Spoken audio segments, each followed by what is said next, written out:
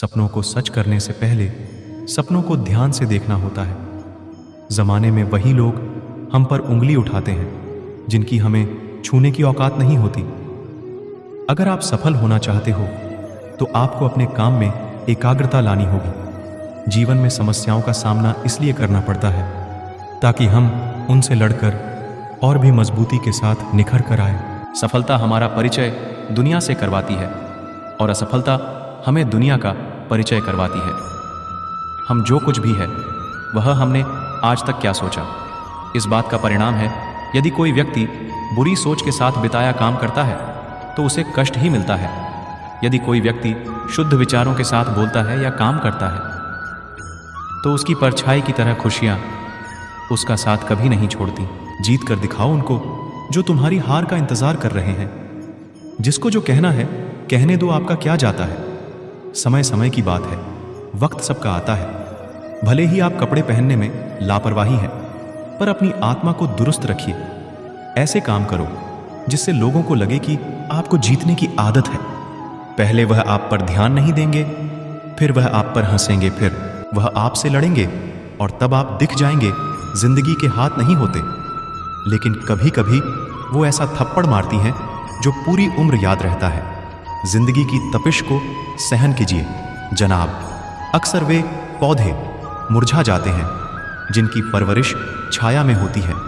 कपड़ों की मैचिंग बिठाने से सिर्फ शरीर सुंदर दिखेगा। बात कड़वी है पर सच है। लोग कहते हैं तुम संघर्ष करो, हम तुम्हारे साथ हैं। यदि लोग सच में साथ होते तो संघर्ष की जरूरत ही नहीं पड़ती। खुश रहने का मतलब ये नहीं कि सब कुछ ठीक है, इसका मतलब ये है कि आपने आपके दुखों से ऊपर उठकर जीना सीख लिया है। प्रभु, सुख देना तो बस इतना देना कि जिससे अहंकार ना आए, और दुख देना तो बस इतना कि जिससे आस्था ना खो जाए। जिंदगी में सिर्फ शहद ही ऐसा है जिसको 1000 साल के बाद भी खाया जा सकता है, और शहद जैसी बोली से सालों साल तक लोगों के दिल में राज किया जा सकता है। अगर किसी परिस्थिति के लिए आपके पास सही शब्द नहीं है तो सिर्फ मुस्कुरा दीजिए। शब्द उलझा सकते हैं पर मुस्कुराहट हमेशा काम कर जाती है। कोई अनजान नहीं होता अपनी बेरुखी और खताओं से।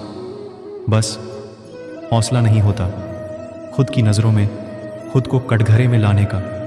एक सफल व्यक्ति वह है जो औरों द्वारा अपने ऊपर फेंके गए ईंटों से एक मजबूत नहीं बना सके। महानता वह नहीं होती कि आप गिर गए और उठे ही ना। महानता उसे कहते हैं जब आप गिरकर बार बार उठते हैं। अगर आपने सफ़र शुरू कर ही दिया है तो बीच रास्ते से लौटने का कोई फ़ायदा नहीं होगा, क्योंकि वापस आने में जितनी दूरी तय होगी क्या पता मंजिल उससे भी पास हो। नामुमकिन कुछ भी नहीं है। हम वह सब कर सकते हैं जो हम सोच सकते हैं, और वह सब सोच सकते हैं।